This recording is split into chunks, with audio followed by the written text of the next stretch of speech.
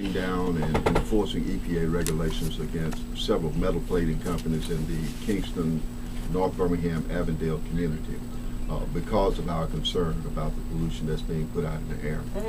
Secondly, as it relates to special needs kids, there are provisions in the federal government that will provide funding, and we're applying for funding to mainstream our special needs kids into the classroom.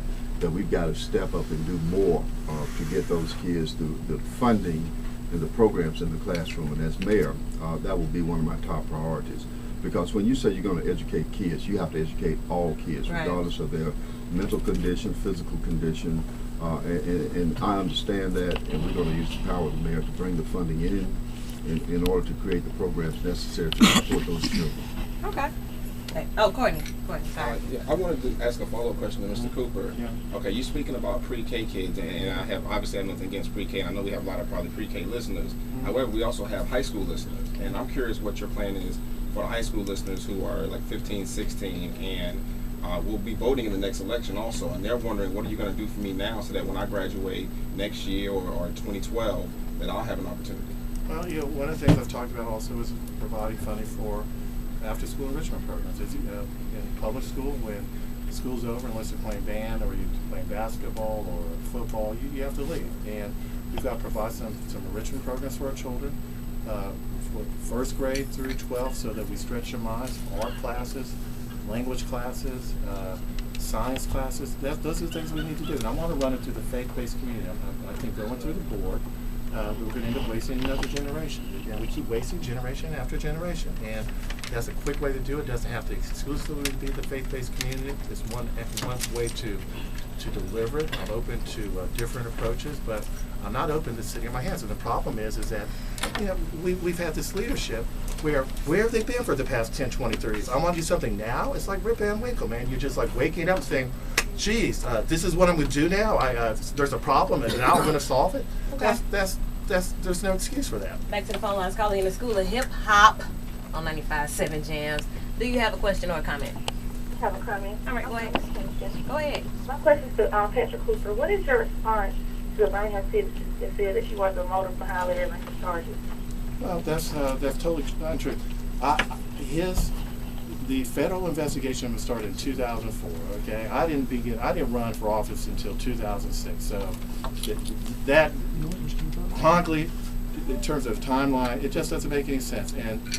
But let me tell you what happens is that, hey, I'm about change. Okay, I'm not bought and sold by anybody. I put my own money into the campaign. I've worked my whole adult life in the private sector, making money the hard way. Okay, where I go to work from 9 to 5. Okay, if I don't perform, I don't make money.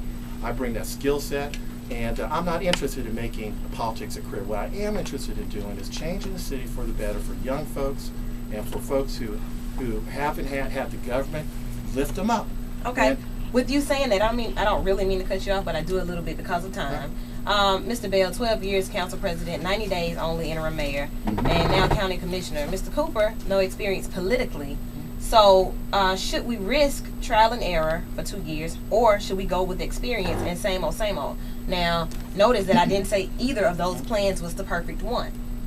So tell me why we should go. To answer first? Yeah, tell me why. Look, there's 3 different kinds of political leadership. There's good leadership, bad leadership, and indifferent leadership.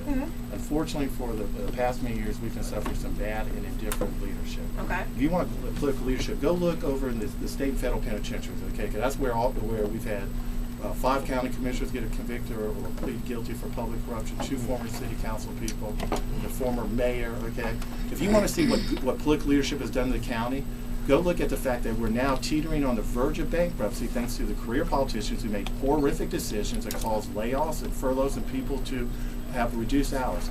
Okay. What I'm saying is that Birmingham is getting killed by the kind of leadership we've been breeding in this city. And what I bring is a skill set I developed in the private sector.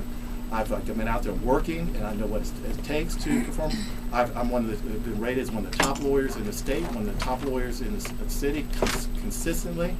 I've led a group of African American investors where we gained control of a bank about 10 years ago down in Mobile. where it was on the verge of bankruptcy. It had only 6 million assets. We've built it up to 75 million assets. We've kept 30 African American folks employed. When you look at the regulators' reports of that bank, their earnings quality and the asset quality of that bank is better than Regions, Wachovia.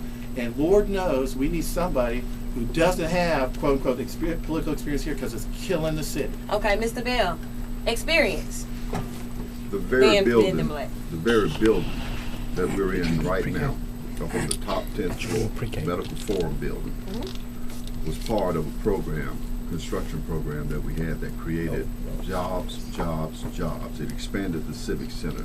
It gave us the opportunity to expand and remodel the Sheraton Hotel, in which you have hundreds of employees being employed over there. These are permanent jobs that have been created in our community. I understand what it takes to create permanent jobs because of the experience that I have. When you walk around this city, people may think that loft apartments have always been here, but it was because of the leadership that I took to create the first loft apartments in this community, for which I was criticized. People said we were wasting the taxpayers' money because nobody was going to live downtown.